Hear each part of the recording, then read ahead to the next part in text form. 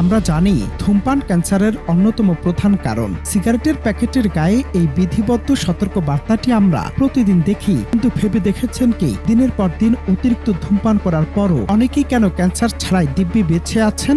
অন্যদিকে এক ফু তামাক না টেনেও কেন অনেকে আক্রান্ত হন ফুসফুসের ক্যান্সারে? তবে কি তামাক একা খলনায়ক নয়, নাকি এর পেছনে লুকিয়ে আছে অন্য কোনো অদৃশ্য রহস্য?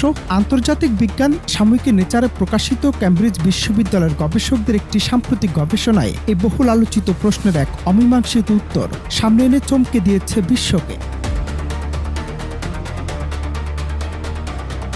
গবেষকরা বলছেন, কার ক্যান্সার হবে আর কার হবে না তার আসল সিদ্ধান্ত নেয় মানুষের বংশানুক্রমিক জিন। আমাদের শরীরে সব কাজকর্ম পরিচালনা করে যে ডিএনএ, তাতে বাহ্যিক নানা কারণে ক্ষত তৈরি হয়। ধূমপান, মদ্যপান, অতিবেগুনি রশ্মি কিংবা প্রক্রিয়াজাত খাবারের বিষাক্ত উপাদানগুলো শরীরের ডিএনএ স্বাভাবিক গঠন বদলে দেয়। একে বিজ্ঞানের ভাষায় বলা হয় মিউটেশন। তামাকের ধোঁয়ায় থাকা বিষাক্ত উপাদান যখন শরীরে কোনো নির্দিষ্ট জিনের গঠন বদলে দেয়, ঠিক তখনই কোষে তৈরি হয় অস্বাভাবিক বিভাজন, যা রূপ নেয় মরণব্যাধি ক্যান্সারে।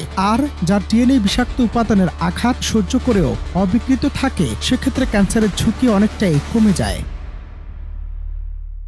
বিষয়টি সুনির্দিষ্টভাবে নিশ্চিত করতে গবেষকরা ইঁদুরের উপর এক বিশেষ পরীক্ষা চালান। তামাকের ধোঁয়ায় থাকা ডাই ইথাইল নাইট্রোসামাইন বা DAN নামের একটি ক্ষতিকর রাসায়নিক কৃত্রিমভাবে সমপরিমাণে ঢুকিয়ে দেওয়া হয় ইঁদুরগুলোর শরীরে। ফল দাঁড়ায় বিস্ময়কর। একই বিষাক্ত উপাদানের সংস্পর্শে এসেও সব ইঁদুরের ক্যান্সার হয়নি। যাদের শরীরে নির্দিষ্ট কিছু জিনের রাসায়নিক বদল বা মিউটেশন ঘটেছে, কেবল তাদের শরীরে টিউমার বা ক্যান্সার তৈরি হয়েছে। আর যাদের জিন অবিকৃত ছিল, তারা অক্ষত থেকেছে।